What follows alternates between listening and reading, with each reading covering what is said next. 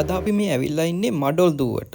මෙන්න මේ මඩොල් දුව කියන දූපත ගැන සඳහන් වෙන්නේ මාටින් වික්‍රමසිංහයන්ගේ මඩොල් දුව කියන නවල. ගාල්ල දිස්ත්‍රික්කයේ කොග්ගල කියන ප්‍රදේශයේ කොග්ගල ඔය කියන ඔයේ තියෙන දූපත් 12න් එකක් තමයි මෙන්න මෙතනින් තමයි අපිට බෝට්ටුවකට නගින්න තියෙන්නේ. බෝට්ටුවකට එක්කෙනෙක්ට රුපියල් 300ක වගේ මුදලක් අය කරනවා.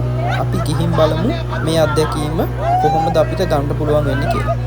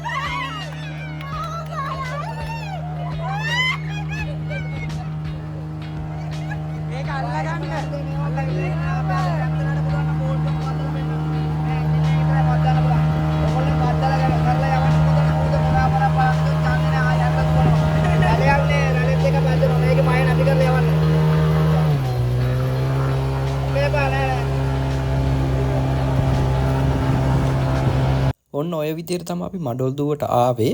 ඒ මඩොල් දුවට බෝට්ටුව එන එකත් මාරම අත්දැකීමක්. අපි දැන් හදන්නේ මඩොල් දුව දූපතේ පොඩ්ඩක් ඇවිදලා බලන්න මොනවද අපිට බලා ගන්න හම්බෙන්නේ කියලා. එහෙනම් අපි ගිහිල්ලා බලමු. ඔතනින් ගිහිල්ලා අහගන්නකෝ මෙතනින් ගිහිල්ලා මේ පැත්තේ යන්න. දකුණු අත පැත්තේ යනකොට ගහක් ගන්න දේ එතන තමයි බෞද්ධ ඉස්මද එතන දැන් කන්ද පල්ලය වෙනු ලිද වෙනවා. රාහුගේ පැනලා ගිහිල්ලා වම් අත පැත්තට එන්න වම් අත පැත්තට සෙක්කු කරයි.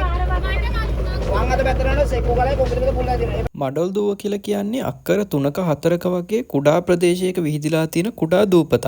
මේක අපිට විශේෂයෙන්ම බලා ගන්න පුළුවන් කඩොලාන ශාක වැවිලා තියෙනවා. මඩොල් දුව කියන නවකතාව කියවපු කෙනෙක් බලාපොරොත්තු වෙන්න පුළුවන් මේ දූපතට ආවහම නවකතාවේ තියෙන දේවල් මේ දූපතේදී බලා ගන්න පුළුවන් වෙයි කියලා. හැබැයි අපිට ඒ කිසි දෙයක් මෙතනදී බලා ගන්න වෙන්නේ නැහැ. මොකද මඩොල් දුව නවකතාව සත්‍ය කතාවක් නෙවෙයි මාටින් වික්‍රමසිංහයන් ලියපු නවකතාවක්.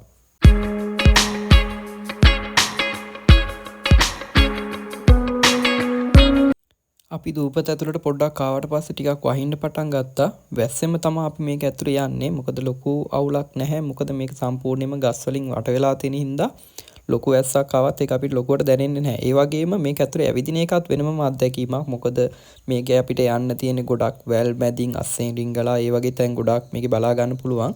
ඒක අපිට වෙනස්ම අත්දැකීමක්.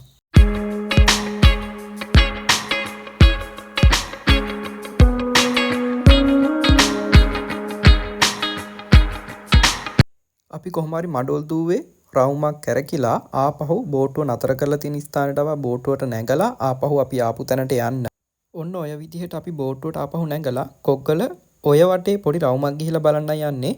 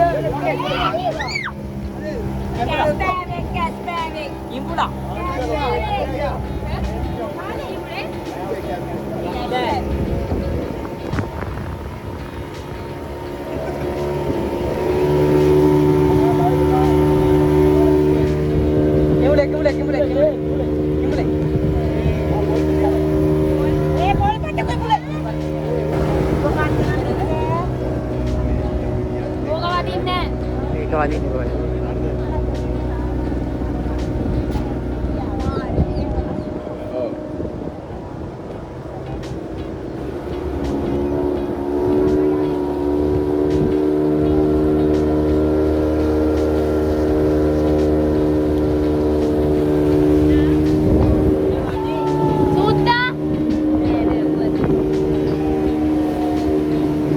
ඔන්න ඔය විදිහට මඩොල් දුවට ගිහිල්ලා අපි ආපහු ගොඩට ආවා. දැන් අපි යන්නේ මඩොල් දුවේ ඉඳලා සීනිගම දේවාලයට. සීනිගම දේවාලයට ගිහිල්ලා බලමු අපි සීනිගම දේවාලේ මොනවද අපිට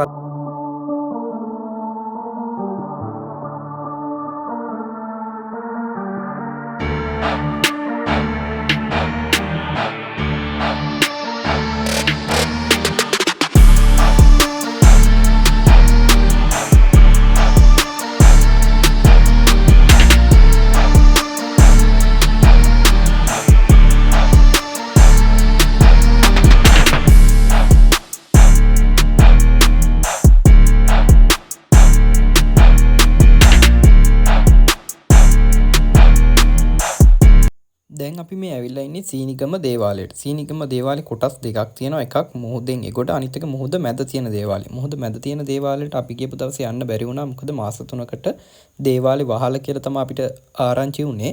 ඒ නිසා අපි ඇතුළට ගිහිල්ලා ඇතුළෙන් පොඩ්ඩක් බලලා එළියට ආවා. මේ සීනිගම දේවාලය ගොඩක් ප්‍රසිද්ධ තැනක්. ඒ වගේම මෙන්න මේ සීනිගම දේවාලය කියන එක පිහිටලා තියෙන්නේ ගාල්ල දිස්ත්‍රික්කයේ තුලමයි.